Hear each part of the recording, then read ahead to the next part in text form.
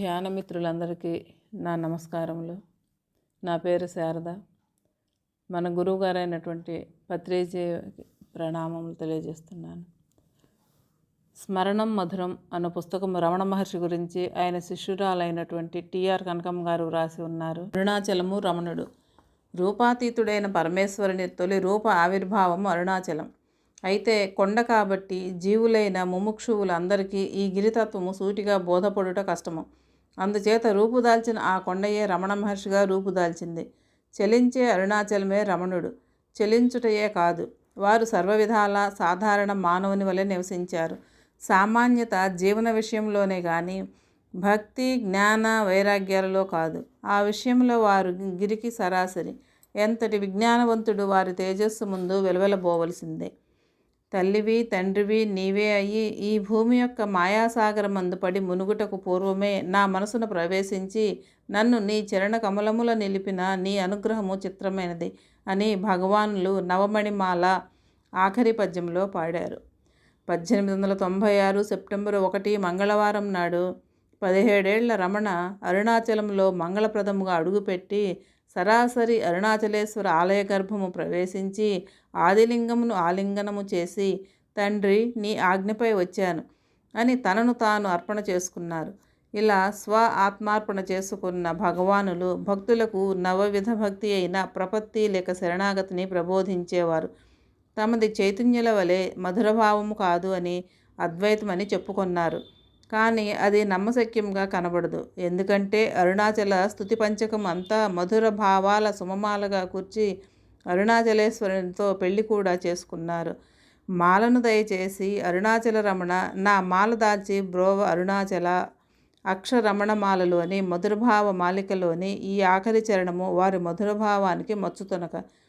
అయితే అందులో అద్వైతము, అట్లే వారి అద్వైతపరమైన రచనలలో మధుర రసము సముద్రంలోని ఉప్పువలే చెరకులోని రసముల భక్తి జ్ఞానాలు కలగలిసి అవినాభావంగా విడదీయరాని విధంగా అమరి ఉన్నాయి. అమ్మ అళగమ్మ సమాధికి పిదప భగవాన్ ప్రతిరోజు స్కంద ఆశ్రమం నుంచి నడిచి వచ్చి సమాధి స్థలం వద్ద కూర్చుని తిరిగి వెళ్ళేవారు. అలా వస్తూ ఒకరోజు అక్కడే ఉండిపోయారు. మధుర నుండి అరుణాచలానికి ఆకర్షించి తీసుకొచ్చిన శక్తియే నన్ను ఇక్కడ ఉంచింది, నా ఇష్టము ఏమీ లేదు అని అక్కడే స్థిరపడ్డారు. ఓ కార్తీక దీపోత్సవం అయిన తరువాత అపీత కుచాంబ సమేత అరుణాచలేశ్వరుడు గిరి ప్రదక్షిణగా వస్తూ శ్రీరమణాశ్రమం గేటు వద్ద నిలిచాడు. భక్తులు ఫలపుష్ప వస్త్రాది కానుకలు ఈశ్వరునికి సమర్పించగా అర్చక స్వాములు హారతులిచ్చారు. రమణులు హారతిని భక్తి పురస్పరంగా భావపూరితులై కళ్ళకద్దుకుని విభూతి కుంకుమలను నొసట ధరిస్తూ తండ్రికి బిడ్డ అణకువ అని తమిళంలో మెల్లగా చెప్తుండగానే వారి కంఠము రుద్ధమై మాటలు పూర్తవలేదు. గణపతి మునిగారు తమ 440లో అరుణాచలేశ్వరునికి విశ్వవిఖ్యాతి లభించింది. ఎందుకంటే దేశంలో ఎన్నో క్షేత్రాలు స్థానాలు ఉండగా భగవాన్ రమణులు అరుణగిరిని తమ నివాసంగా అంగీకరించారు అని వారి ఆధ్యాత్మ వైభవాన్ని కీర్తించారు. దీపోత్సవ సమయంలో వారు టెలిస్కోప్ ద్వారా జ్యోతి ప్రజ్వలాన్ని దర్శించేవారు. రమణులు ఏమి చేసినా, కూర్చున్నా, పడుకున్నా, నడిచినా, పనులు చేస్తున్నా, మాట్లాడినా, పాడినా, షికారు వెళ్ళినా అన్నీ తమ ఆత్మయే అయిన అరుణాచలేశ్వరునికి అనన్యంగానే. అరుణగిరి మహిమలను చెప్పేటప్పుడు వారి ముఖము వెలిగిపోయేది.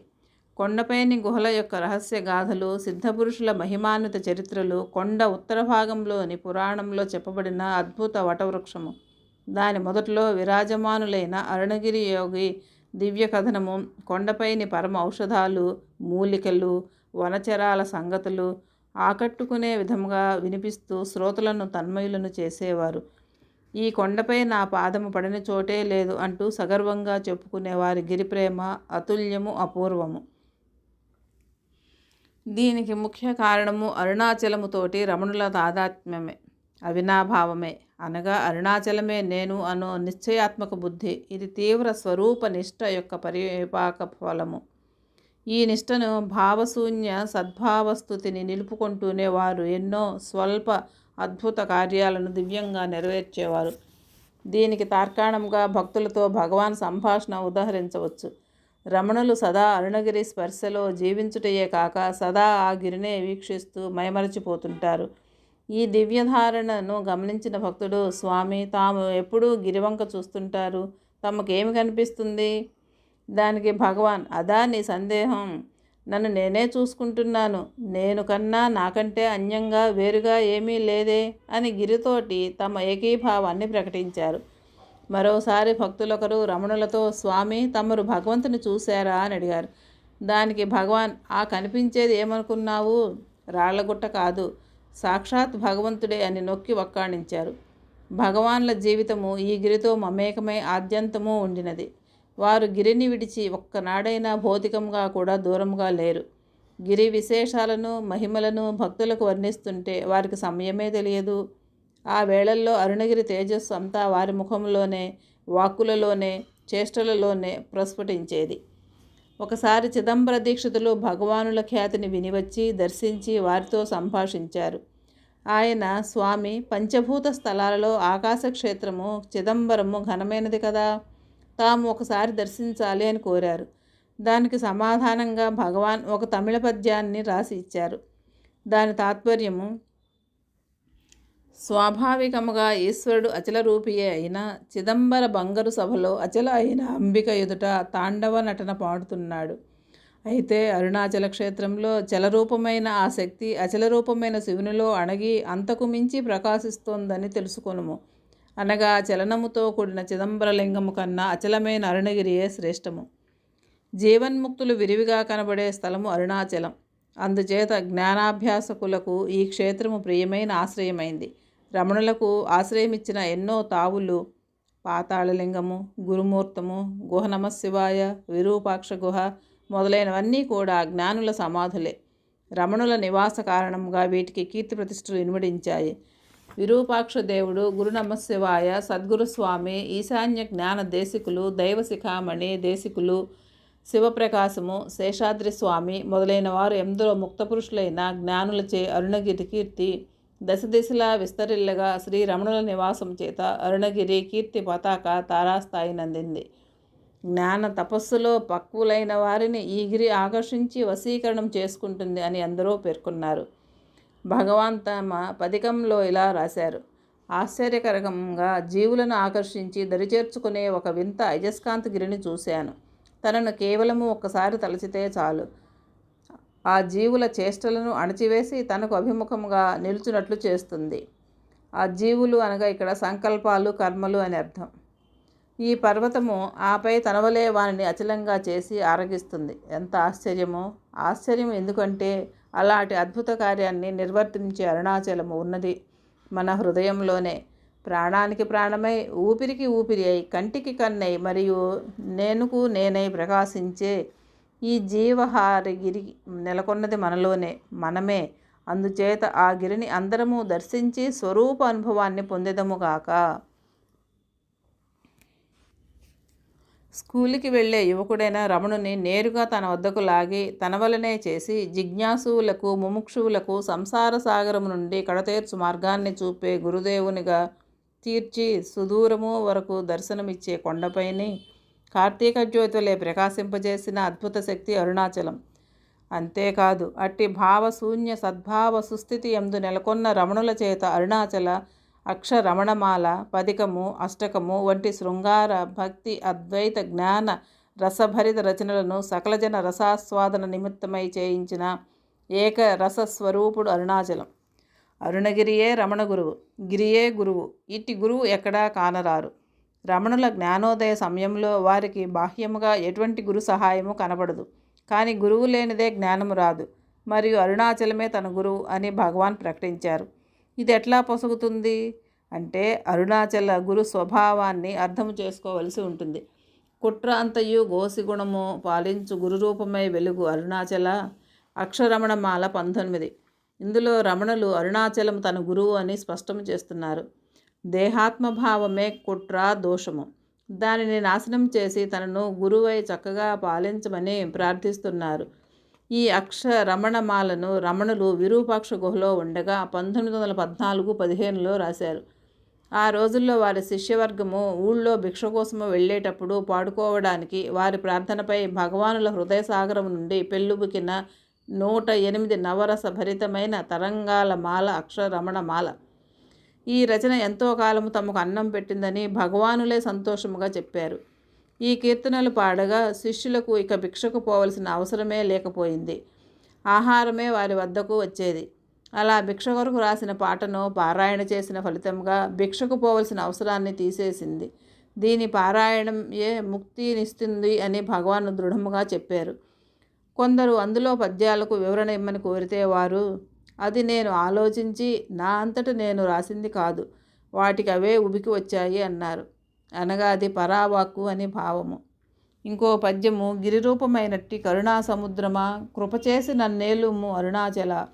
ఇందులో గిరి అనగా రూపానికి రాయి వంటిదైనా స్వభావానికి కరిగి ఉన్న కరుణా సముద్రము వంటిది అని అర్థము. దీనికి వ్యాకరణంలో విరోధ అలంకారము అని పేరు. చూపులకు రాయి అయినా లోపల కరుణాపూర్ణమే అని భావము. పరస్పర విరుద్ధమైన స్వభావాలు ఒకచోటే ఉండటము సముద్రంలో అగ్నిపర్వతాలు ఉన్నట్లు నిప్పుకి నీటికి పొసగదు కదా, అవి రెండూ ఒకచోటే ఉండడం. అలాగే రాతి యొక్క కాఠిన్యము, హృదయం యొక్క కారుణ్యము అరుణాచలంలో పరస్పర విరుద్ధమైన అంశాలు. కుక్కకున్ నీచమే నేనే గుర్తుకొని వెదకి నిన్ చేరుదున్ అరుణాచల. కుక్క తన యజమానిని వాసనతో పసికట్టి చేరుతుంది. ఆత్మకు ఎట్టి వాసన లేదు. అటువంటి అరుణాచలుని ఏ గుర్తు సహాయంతో చేరుకోను? నా పరిస్థితి కుక్క కన్నా హీనమా అని వాపోతున్న దీనత్వాన్ని, దైన్యాన్ని ఇంత అద్భుతంగా వెల్లడి చేయడం రమణులకే చెందింది. ఆఖరి చరణంలో మాలను దయచేసి అరుణాచల రమణ నా మాల దాల్చి బ్రోవ అరుణాచల. అక్షరములతో అనగా స్తుతులతో కూడిన మాలను స్వీకరించుటకు ముందుగా అరుణాచలేశ్వరుని అనుగ్రహమాలను ప్రసాదించవలసిందిగా రమణుల వినతి. అనగా భగవంతుని యొక్క అనుగ్రహము చేతనే భక్తుడు చేసే భక్తి స్తోత్రాలు, భగవంతుణ్ణి ప్రేమించడము, ఆయనకు శరణు చెందడము, ఆయనను తెలుసుకోవడము సమస్తము భగవంతుని అనుగ్రహంతోటే. దీనిని పరాభక్తి లేక జ్ఞానము అంటారు. భక్తుడే అతని జీవితమే భగవంతుని ప్రసాదం అయినప్పుడు ఇక అతడు సాధించే భక్తి, సంపాదించే జ్ఞానము భగవంతుని అనుగ్రహ ప్రసాదం అని వేరే చెప్పాలా? ఈ విధముగా అక్షరమణమాల భక్తి జ్ఞాన రసాల సరస సమ్మేళనమే అరుణగిరి సిగలో కలికితురాయిలా భాసిస్తోంది. ఇటువంటి కృతి లేక రచన నభూతో న భవిష్యత్. అరుణాచల తత్వాన్ని భగవాన్ ఏ విధముగా అనుభవించారు? దీనికి వారి రచనలే ప్రమాణం. అరుణాచలము భగవానుని ఎలా వశము చేసుకున్నది, తన స్వరూప తత్వస్థితిలో ఎలా స్థిరముగా నిలబెట్టినది వారి కొన్ని రచనల నుండి గ్రహించవచ్చును. అందులో ముఖ్యమైనది అరుణాచల అష్టకం. అందలి మొదటి 3 చరణాలు వారి ఆధ్యాత్మ చరిత్రను కొంత వివరిస్తాయి. తనకు ఊహ తెలియని వయస్సు నుంచి అరుణాచల స్ఫురణగా తనలో ఉందని, అరుణాచలము అంటే ఒక ఘనమైన పొందరాని అపురూప వస్తువని ఒక అవగాహన. అంతకన్నా ఇతమిద్ధముగా వివరించుటకు తనకు తెలియదని చెప్పారు. బంధువు ఒకరు అరుణాచలము అంటే తిరువణ్ణామలై అని, అది ఒక క్షేత్రమని, దానిని ప్రయాణించి చేరుకోవచ్చని చెప్పారు. అప్పటికి అది కూడా ఇతర పుణ్యక్షేత్రాల వల్లే ఒకటి అని తెలిసినా దాని నిజతత్వం బోధపడలేదు. అందుకోసము అరుణాచలుడే స్వయముగా రంగంలోకి దిగాడు. తన బుద్ధిని రమింపజేసి పరిస్థితులను తారుమారు చేసి బలాత్కారంగా తన వద్దకు ఈడ్చుకొని వచ్చారని వర్ణించారు. గిరి సాన్నిధ్యానికి వచ్చి దానికి అభిముఖంగా నిలిచినప్పుడే అరుణాచల స్వరూప సాక్షాత్కారం అయ్యింది. అరుణ అచలమే, తాను అచలమే, ఉన్న స్వరూపమే అచలమైన ఏకము అని గ్రహించి ఇలా పాడారు. అమ్మమ్మో ఇదేమి ఆశ్చర్యం, ఈ కొండ యొక్క చేతలు ఆశ్చర్యం, అద్భుతం. చూడడానికి చైతన్యం లేని జడ పదార్థముగా బండలమయంగా కనిపిస్తోంది. కానీ దీని శక్తి ప్రభావము ఎంతటి మేధావులకైనా అనూహ్యముగా ఉన్నాయి. 2వ పద్యంలో ఇలా కొనసాగించారు. నా బుద్ధిని వశపరచుకుని తన వద్దకు చేర్చుకుంది. దానిని చూడగానే నాలో ఒక మెరుపు మెరిసింది. ఆ ప్రకాశము గిరి యొక్క ఆధ్యాత్మ వికాసము, ఆత్మ విచారణమని కలగజేస్తుంది. వెనువెంటనే నా మనసు లోపలికి గుంజబడి అంతర్ముఖం అయ్యింది. ఈ చూసేవాడు ఎవడు అన్న ప్రశ్న ఉదయించింది. అంతే, చూసేవాడైన నేను కనబడకుండా పోయింది. కేవల ఉనికి మిగిలింది. అది నేను కానీ నేను, అదే అసలు సిసలు నేను. దానిని చూశాను అనడము సరికాదు. అలాగే దానిని చూడలేదు అని ఎలా చెప్పడం? చూశాను, చూడలేదు అని చెప్పేది మనసు. ఈ రెండింటినీ చెప్పనక్కరలేకుండా ఉండేది ఉనికి. అదే నేను, ఆత్మ, పరమాత్మ, ముక్తి, మోక్షము, దేవుడు.